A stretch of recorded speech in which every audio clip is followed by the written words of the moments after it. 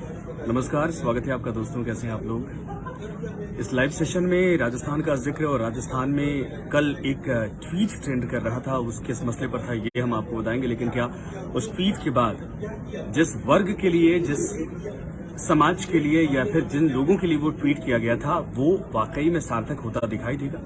मैं दरअसल बात कर रहा हूं हनुमान बेनीवाल की और इसके अलावा सीएचए की। ये दोनों पहलू ऐसे हैं जो राजस्थान की राजनीति में पिछले 3-4 महीने से गर्म थे। यानी हनुमान बेनीवाल जिस मसले को उठाते हैं, अमूमन सरकार के ऊपर दबाव बनता है, चाहे वो बीजेपी हो चाहे कांग्रेस हो। और आपने देखा होगा कि जब किसानों का आंदोलन चल रहा था, उस दौरान एनडीए से भी अलग हो गए थे, अपनी पार्टी को अलग कर दिया था हनुमान बेनीवाल ने, और वो प्रेशर पड़ा था। हालांकि इस पार्टी के प्रेशर की वजह से या ओवरऑल जो किसान बैठे थे उस वजह से जैसे भी सरकार को बैकफुट पर आना पड़ा था।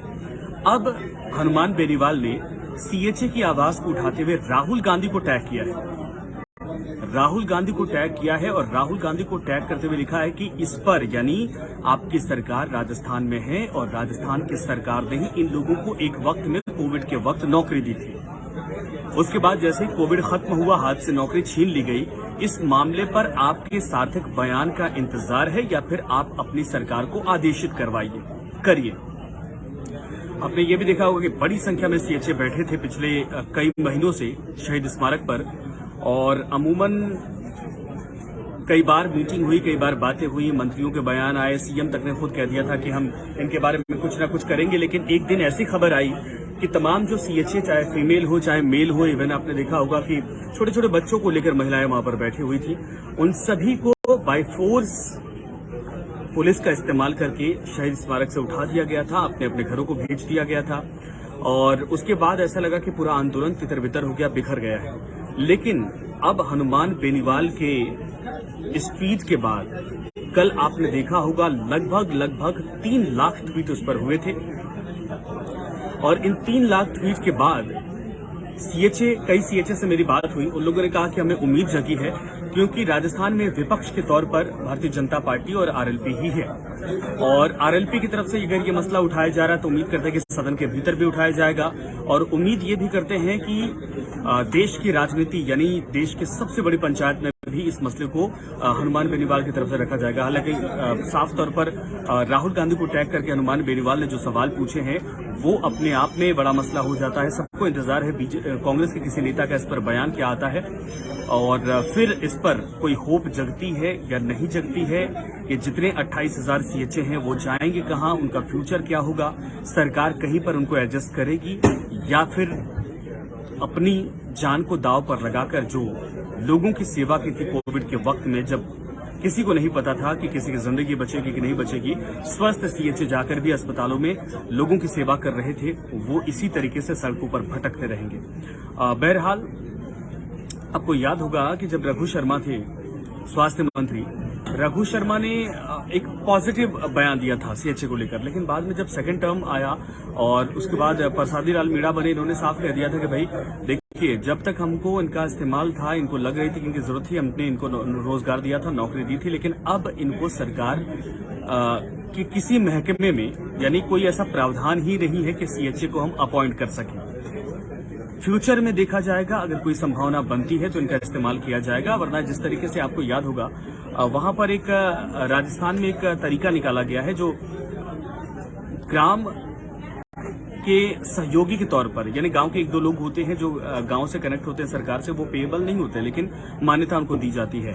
क्या उसी तर्ज पर या किसी और तरीके से इनको एडजस्ट करने की तैयारी की जा रही है? हालांकि सीएम के पास जब जब ये बातें पहुंची थी, सीएम ने बार बार ये कहा कि निराश होने की आवश्यकता नहीं है, इसमें कोई प्रावधान तो नहीं है, लेकिन प्रावधान नहीं होने के बावजूद हम कोई न कोई बीच का रास्ता निकालने की तैयारी कर रहे हैं। देखिए, बहुत सारे सीएचए मेरे साथ, सीएचए साथी जो वहां पर बैठे थे, वो सभी लोग जुड़े हैं।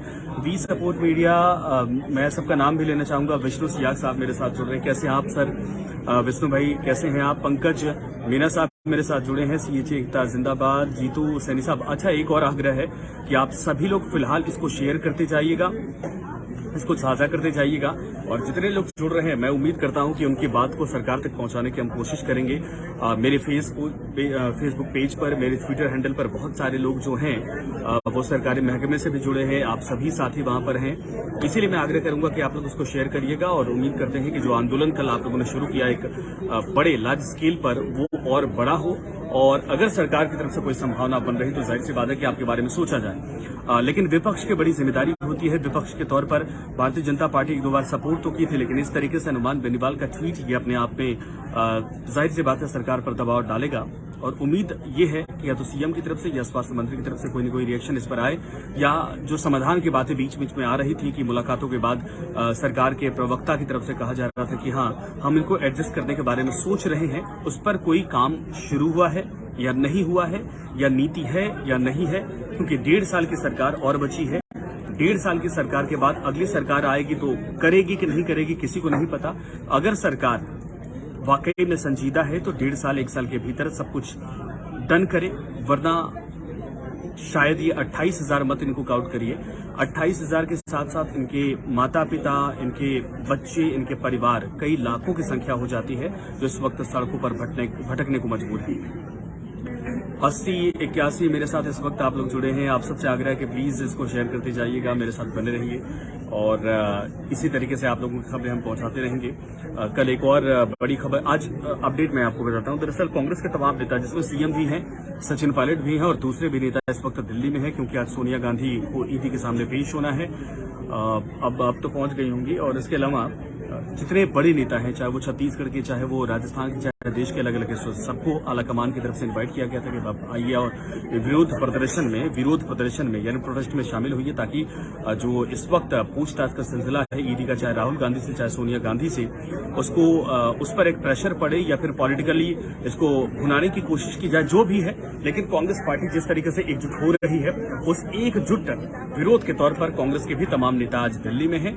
और दिल्ली में सरकार होने के बाद राजस्थान में ये प्रोटेस्ट, इन दोनों का कितना असर होता है, क्योंकि राहुल गांधी से जिक्र किया है, राहुल गांधी से आग्रह किया हनुमान बेनीवाल ने, और उम्मीद है कि अगर वाकई में राहुल गांधी इस पर कंसर्न लेते हैं तो शायद 28,000 परिवारों के घर में एक बार फिर से उजाला होगा।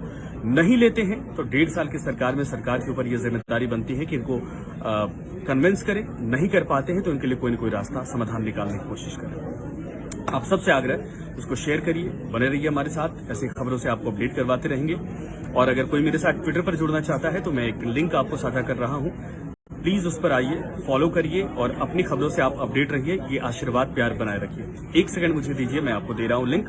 और सबसे आग्रह करूंगा, जितने लोग मुझे देख रहे हैं, 100 लोग, आप सभी लोग आइए। जो लोग मेरे साथ कनेक्ट हैं पहले से वो सही है, जो नहीं है मेरे ट्विटर हैंडल को फॉलो करिए।